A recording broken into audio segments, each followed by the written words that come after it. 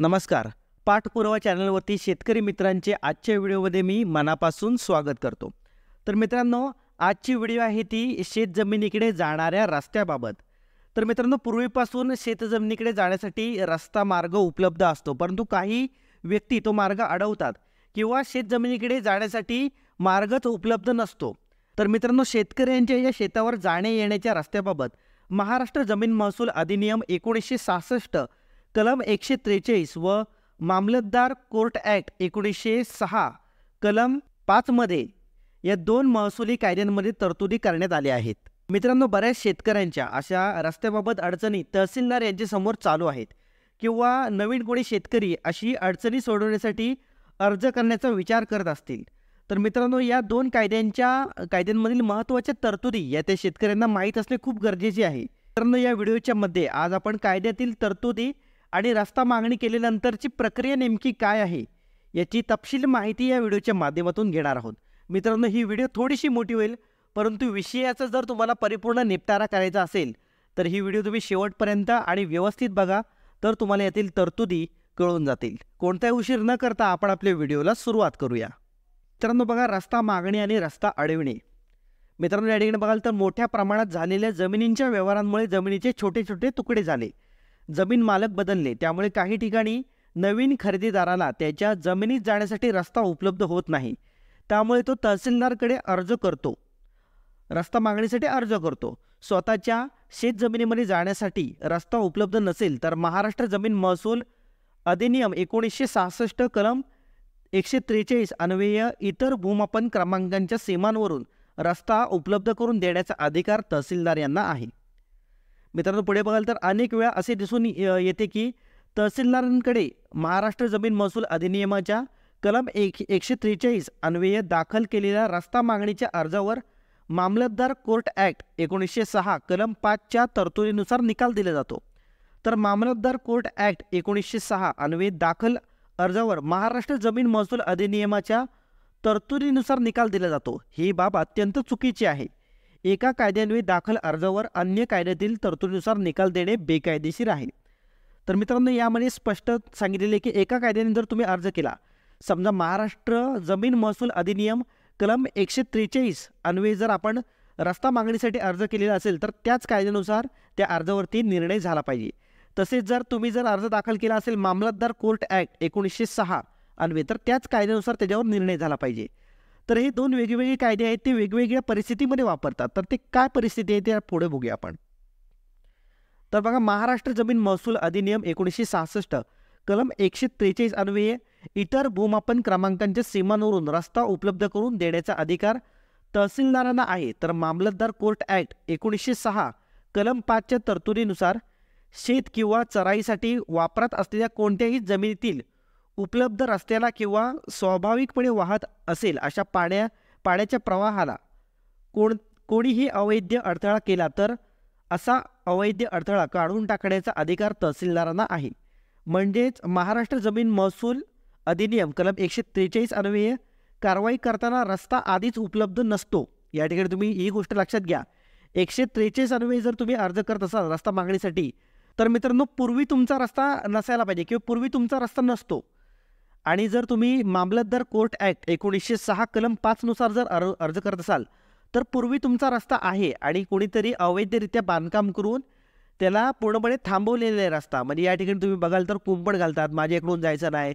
पूर्वीपासून तुमचा तो रस्ता असतो शेतावर जाण्याचा, कोणाचीही काही हरकत नसते, परंतु काही वाद निर्माण होतात. त्याच्यामुळे बरेचसे लोक कन्स्ट्रक्शन करून घेतात, बांधकाम करतात, तिथं कुंपण घालतात. अशा प्रकारचा हा अवैध अडथळा जर कोणी करत असेल किंवा पाण्याचा प्रवाह जर कोणी रोखत असेल, तुमचं समजा वरच्या साईडला शेत आहे, वरतून सगळं पाणी खालती जात आहे आणि खालती दुसऱ्याची जमीन असेल, तिथं कोणी बांधारा घातला आणि पाणी पूर्णपणे अडवून टाकला, म्हणजे पाण्याला हा अवैध अडथळा जर आणला, तर या ठिकाणी मित्रांनो मामलतदार कोर्ट ॲक्ट 1906 कलम 5 नुसार कारवाई करत असताना रस्ता आधीच उपलब्ध असतो. म्हणजे तिथं उपलब्ध असणाऱ्या रस्त्यावर काहीतरी अडथळा निर्माण केलेला असतो आणि तो अडथळा दूर करण्यात येतो. आणि जो दुसरा ॲक्ट आहे आपला महाराष्ट्र जमीन महसूल अधिनियम 1966 कलम 143 अन्वये अर्ज जेव्हा आपण करतो त्यावेळेला नवीन रस्ता आपल्याला तहसीलदार नवीन रस्त्याची त्यावेळी मागणी करत असतो. म्हणजे एखादी जमीन तुम्ही एखादा प्लॉट जर नवीन घेत असाल तर या ठिकाणी कुठून जायचं, कसं जायचं, तर त्या ठिकाणी बाकीचे जे गट असतात, शेतजमिनी असतात, जमीनदार असतात, त्यांच्या बांधावर किंवा सीमांवर आपल्याला रस्ता करून देण्याचा अधिकार हा तहसीलदारांना असतो. तर अशा प्रकारच्या ह्या 2 वेगवेगळ्या कन्सेप्ट आहेत. तर पुढे बघाल तर महाराष्ट्र जमीन महसूल अधिनियम 1966 कलम 143 या कलमानुसार तहसीलदारांकडे रस्ता मागणीसाठी अर्ज करताना खालील कागदपत्रे अर्जाबरोबर सादर करावी लागतात. तर या ठिकाणी पहिला जो कागदपत्र आहे तो बघा, अर्जदारांच्या शेतजमिनीचा आणि ज्या लगतच्या जमिनींच्या बांधांवर रस्त्याची मागणी केली आहे त्याचा कच्चा नकाशा. दुसरा बघा, अर्जदाराच्या शेतजमिनीचा शासकीय मोजणी नकाशा उपलब्ध असल्यास अर्जदाराच्या जमिनीचा चालू वर्षातील 3 महिन्याच्या आतील सातबारा उतारा काय ऑनलाईन सुद्धा मिळतात. लगतच्या शेतकऱ्यांची नावे व पत्ते व त्यांच्या जमिनीचा तपशील. पुढे बघा, अर्जदारांच्या जमिनीबाबत जर न्यायालयात काही वाद सुरू असतील तर त्यांची कागदपत्रसह माहिती. तर पुढे बघाल तर रस्ता मागणी अर्ज केल्याच्या नंतरची प्रक्रिया.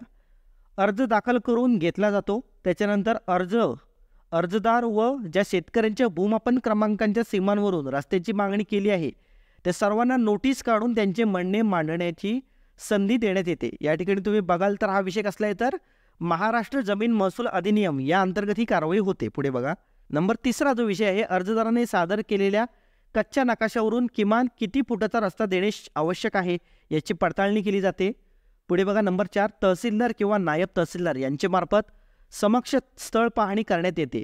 स्थळ पाहणीच्या वेळेस अर्जदारांना स्वतःच्या शेतात जाण्यासाठी नवीन रस्त्याची खरोखरच आवश्यकता आहे का याची खात्री करण्यात येते. नंबर 5 बघा, रस्ता मागणीचा निर्णय करताना तहसीलदारांनी खालील प्रश्नांची उत्तरे लक्षात घेणे अपेक्षित आहे. नंबर 1 बघा, अर्जदाराला स्वतःच्या शेतात जाण्यासाठी नवीन रस्त्याची खरोखरच आवश्यकता आहे काय.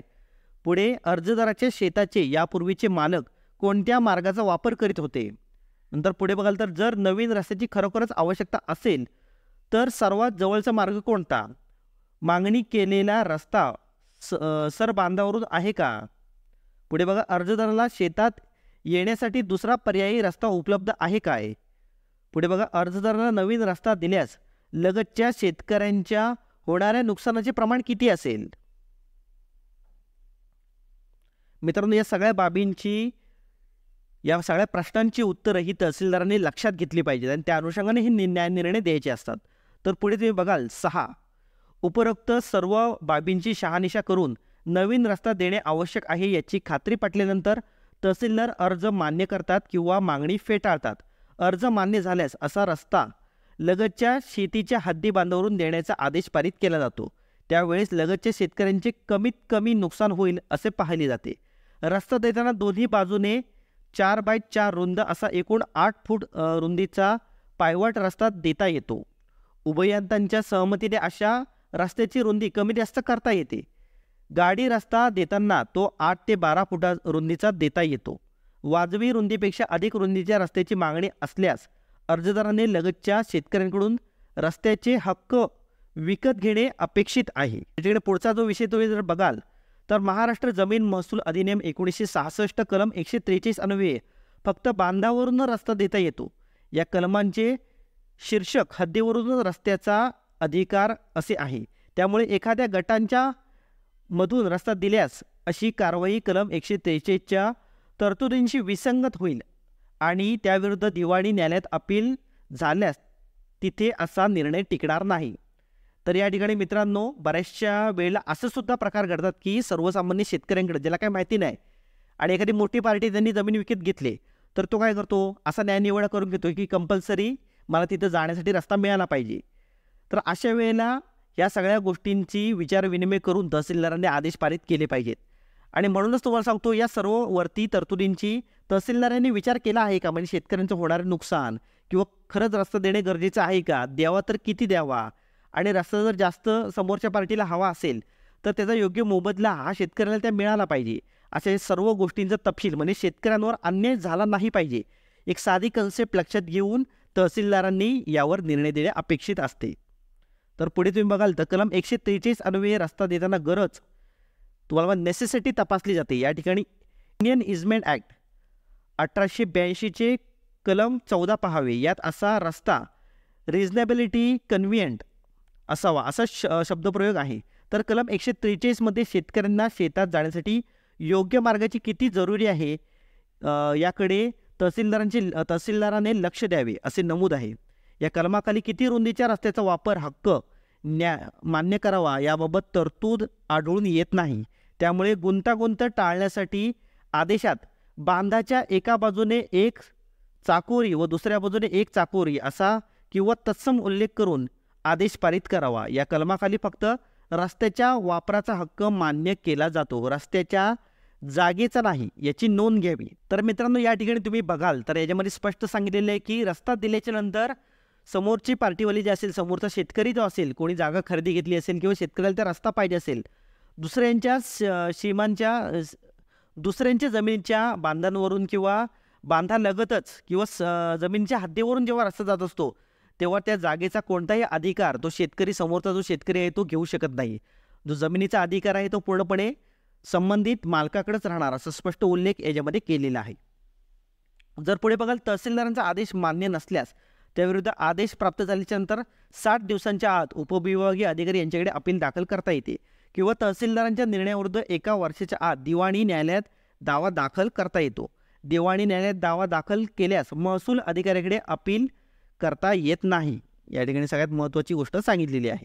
मित्रांनो, पुढचा जो कायदा आहे तो म्हणजे मामलतदार कोर्ट ॲक्ट 1906 कलम 5.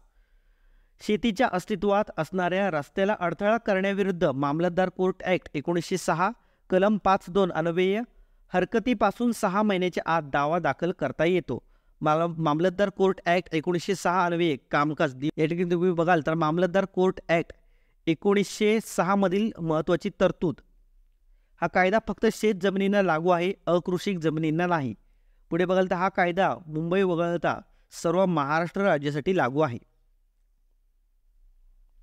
तर पुढे बघाल तर कलम 5(1)(अ) शेती किंवा चराईसाठी वापरत असलेल्या पिके किंवा झाडे असलेल्या कोणत्याही जमिनीतून किंवा ती संलग्न असलेल्या जमिनीतून किंवा वाहत्या कालव्याच्या प्रवाहात किंवा ज्यातून पाणी स्वाभाविकपणे वाहत असेल अशा कोणत्याही पृष्ठभागावर अवैधरित्या कोणताही अडथळा केला असेल, अशा अडथळ्यांमुळे शेती किंवा चराईसाठी वापरत असलेल्या पिके किंवा झाडे असलेल्या जमिनीस किंवा वाहत्या कालव्याच्या प्रवाहाला किंवा ज्यातून पाणी स्वाभाविकपणे वाहत असेल अशा कोणत्याही पृष्ठभागाला धोका पोहोचवण्याचा संभाव्य असेल तर तहसीलदाराला असा अवैध अडथळा काढून टाकण्याचा अधिकार आहे. या ठिकाणी या कलमान्वये कारवाई करताना रस्ता पूर्वपार वहिवाटीचा व वापरामध्ये असावा, तसेच त्या रस्त्यात अडथळा निर्माण केला गेला असावा. नवीन रस्ता देणे या कायद्यात अपेक्षित नाही. तर मित्रांनो, या कायद्यामध्ये जे सांगितलेले ते बघा. या कायद्यामध्ये कारवाई करत असताना रस्ता पूर्वेपार वहिवाटीचा व वापरामध्ये असावा, तसेच त्या रस्त्यात अडथळा निर्माण केला गेला असावा. नवीन रस्ता देणे या कायद्यात अपेक्षित नाही. पूर्वीपासून तुमचा रस्ता पाहिजे आणि त्या रस्त्याला कोणीतरी अडथळा केला असेल तर त्याचा निर्णय या कायद्यामध्ये केला जातो.